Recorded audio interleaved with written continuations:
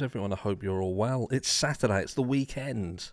And I thought I would just do one video for you guys today with something to think about. Because tomorrow, 10:30 p.m. UK time, we will be doing our monthly mental health live. So for any of you who haven't been involved in that, we do this every single month. We started, 3 months ago? We also turn that into a podcast. And I think that this is quite fitting. Now, with regards to the IDAHO 4 case, and this isn't exclusive to the IDAHO 4 case, this is about every case that is like this, where we have victims and we have people involved. I hear a lot of people, other channels, we have people like the Glare who say that they stand for, helping the victims, talking about the victims, but ultimately they are creating content regarding the same thing, or coming at it from a different angle, obviously, that may portray them in a slightly different light, but ultimately it's about bringing awareness to cases. And when you bring awareness to a case, that awareness doesn't always then lead to positive things. But look, we as content creators, especially when we're talking about things in the true crime niche, you can't be biased. You can't turn around and say that it's okay to speak about Brian Coburger and the things that he has potentially done and then character assassinate him if you're unwilling to question, for instance, the 8-hour time delay that's in this case.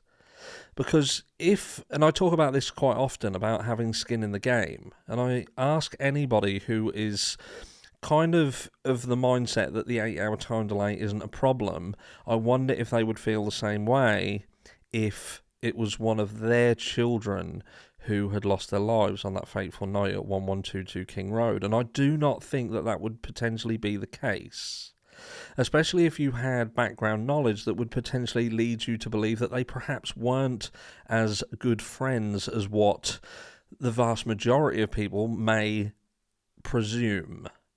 Because what people are presuming is that this was a house full of friends. They all got along, they are all part of a wonderful little circle, and, that we don't just have material witnesses, we have victims in themselves. But I put it to you that, yes, they are victims in the sense that they were part of this crime, but ultimately they were survivors and they were witnesses, potentially. And you can't even turn around really and say they were potential witnesses, because we have heard that they have heard things and seen things. We are now seeing Bethany Funk, after a long time absence from the limelight, being brought up and being brought into this case to give her evidence that was perhaps left out of the original affidavit. And look, we know the affidavit doesn't necessarily have to contain all of the information that they have, just enough to set the ball rolling, but I do find it quite it was quite handy that they only spoke about what one of them spoke about, and that painted the picture with which it did, that set the ball rolling, so to speak. But all I've seen up to this point is complete and utter bias. Complete and utter bias. It's like the person who has been accused of the crime, it is fair game. We see a gag order, which in my opinion does nothing. It doesn't gag anybody. All it does is gag information coming out from anything that could potentially cast Brian Coburger in a good light, and it allows for the continued speculation and character assassination to solidify and concrete the fact that he did it. And that for me means that the gag order in itself is counterproductive. Now, I understand the need for certain elements of the case to be kept quiet, but I feel that in this case specifically, it would have been a lot better for there to have been more transparency, because it would have allowed for more of an even playing field and let the chips fall where they may. Because I put it to you, he's not going to get a fair trial. Not if this trial remains in Moscow, Idaho. I truly do not believe he will.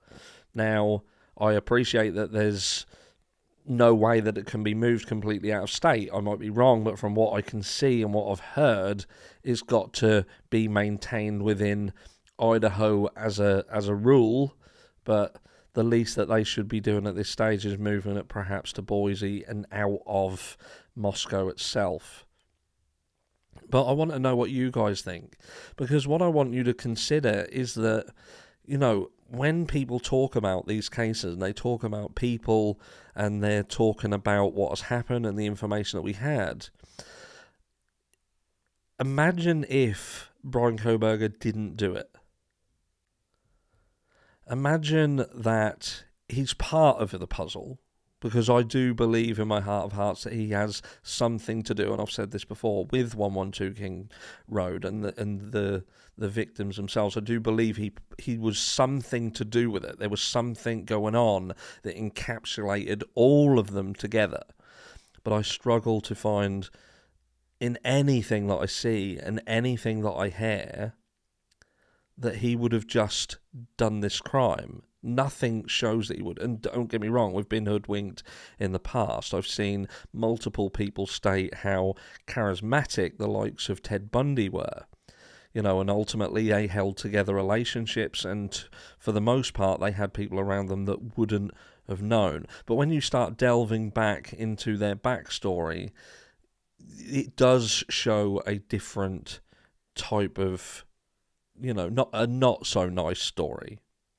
But who do we know? We don't know. But my point being is that all of these people who are hell-bent on saying that Bethany Funk, Dylan Mortensen, they are victims. They're victims in all this, and you shouldn't talk about them. You shouldn't mention the fact that there was a delay. You shouldn't question what happened after the event, what they saw, what they heard. You should leave them alone.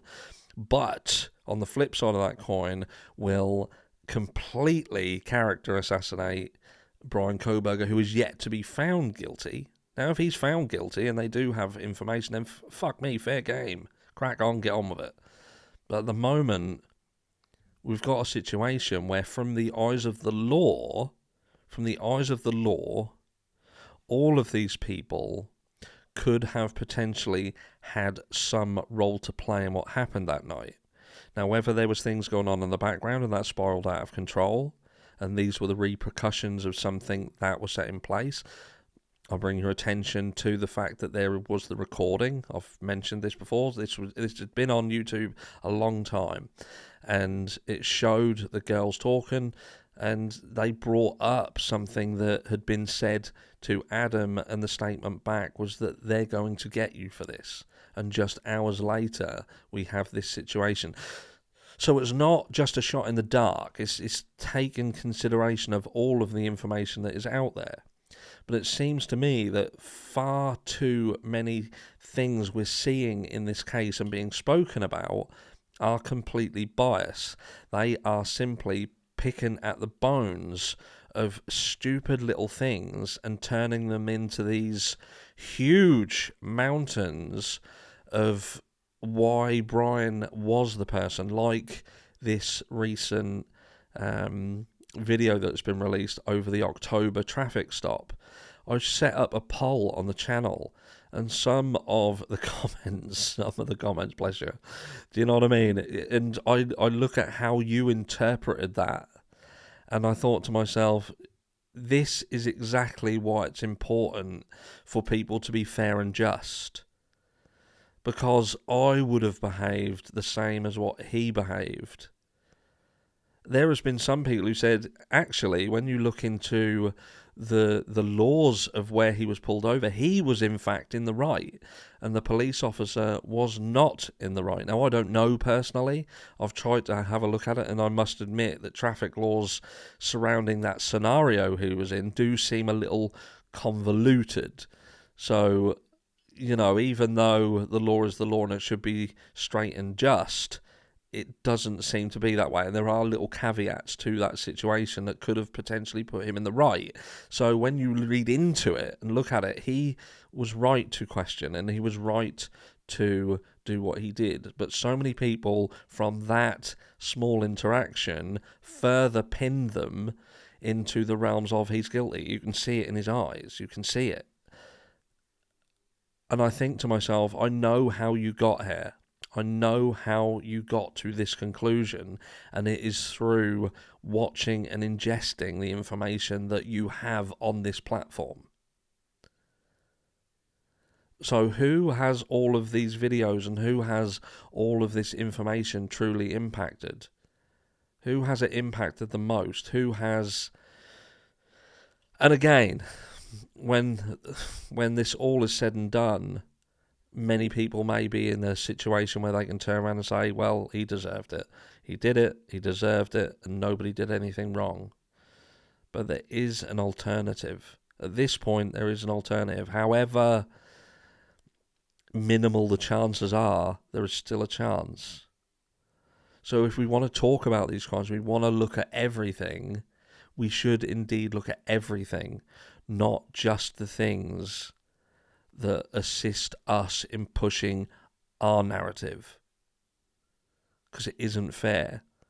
And if we can't even get a fair situation on here, what are the chances of this trial being fair? And I know what people are going to say. Look, the impact and the things that are being said on social media and in the likes of News Nation and Fox News and New York Post, they're not going to have an impact on the jury. How do we know? How do we know that? The people who are in the jury are simply people who are like you and I.